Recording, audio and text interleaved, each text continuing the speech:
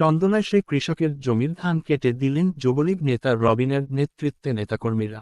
চন্দনাইশ প্রতিনিধি। একদিকে প্রখর তাপ, অন্যদিকে ঝড় বৃষ্টির পূর্বাভাস। এমন পরিস্থিতিতে শ্রমিক সংকটে পড়েন যশোর অঞ্চলের কৃষকরা। মাঠের পাকা ধান নিয়ে তাদের চিন্তার অন্ত নেই।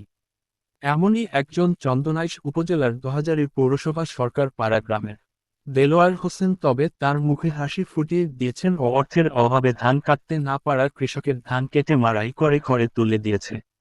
চট্টগ্রাম দক্ষিণ জেলা আওয়ামী যুবলীগের কৃষি ও সমবায় সম্পাদক পদ প্রত্যাশী ও আগামী দোহাজারী পৌরসভা নির্বাচনে ৩ নং ওয়ার্ড থেকে কাউন্সিলর প্রার্থী এবং দোহাজারী পৌরসভা আওয়ামী যুবলীগের সাবেক যুগ্ম আহ্বায়ক এম রবিন সঙ্গে উপস্থিত ছিলেন যুবলীগের নেতাকর্মীরা। দেলোয়ার হোসেনের ৪০% জমির ধান কেটে কেটে মাড়াই করে দেওয়া হয়।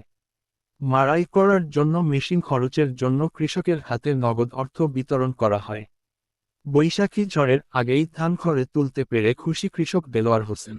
রবিবার ৭ই মে সকাল থেকে দিনব্যাপী নেতাকর্মীদের সঙ্গে নিয়ে হজরত সৈয়দ মিনা শাহ আউলিয়া জামে মসজিদের পিছনে মাঠে ধান কেটে দিয়েছেন চট্টগ্রাম দক্ষিণ জেলা আওয়ামী যুবলীগের কৃষি ও সমবায় সম্পাদক পদ প্রত্যাশী ও আগামী দোহাজারী পৌরসভা নির্বাচনে ৩ নং ওয়ার্ড থেকে কাউন্সিলর প্রার্থী এবং দোহাজারী পৌরসভা আওয়ামী যুবলীগের সাবেক যুগ্ম আহ্বায়ক এম রবিন।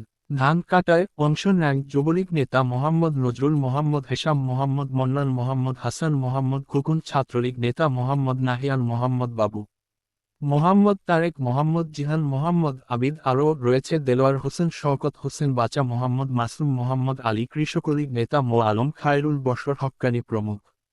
যুবলীগ নেতা এম রবিন জানান, মাননীয় প্রধানমন্ত্রী বঙ্গবন্ধু কন্যা রাষ্ট্রনায়ক শেখ হাসিনার নির্দেশে বাংলাদেশ আওয়ামী যুবলীগের চেয়ারম্যান অধ্যাপক শেখ ফজলে শামস পরশ এবং সাধারণ সম্পাদক মাইনুল হোসেন খান নিখিলের নির্দেশে চট্টগ্রাম দক্ষিণ জেলা আওয়ামী যুবলীগের সভাপতি দিদারুল ইসলাম চৌধুরী ও সাধারণ সম্পাদক জহিরুল ইসলাম জোহরের আহ্বানে বিপদগ্রস্ত কৃষকের পাশে দাঁড়ানোর নির্দেশ দিয়েছেন।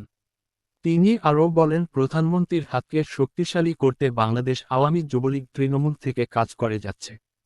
যুবলীগের চলমান সকল কর্মকাণ্ড চালিয়ে যাচ্ছি ইনশাআল্লাহ। এলাকার কৃষক, শ্রমিক, মেহনতি মানুষের পাশে থেকে সেবা করার মাধ্যমে আমি বেঁচে থাকা জীবন চালিয়ে যেতে চাই। আমি সকলের দোয়া ও সমর্থন প্রত্যাশী।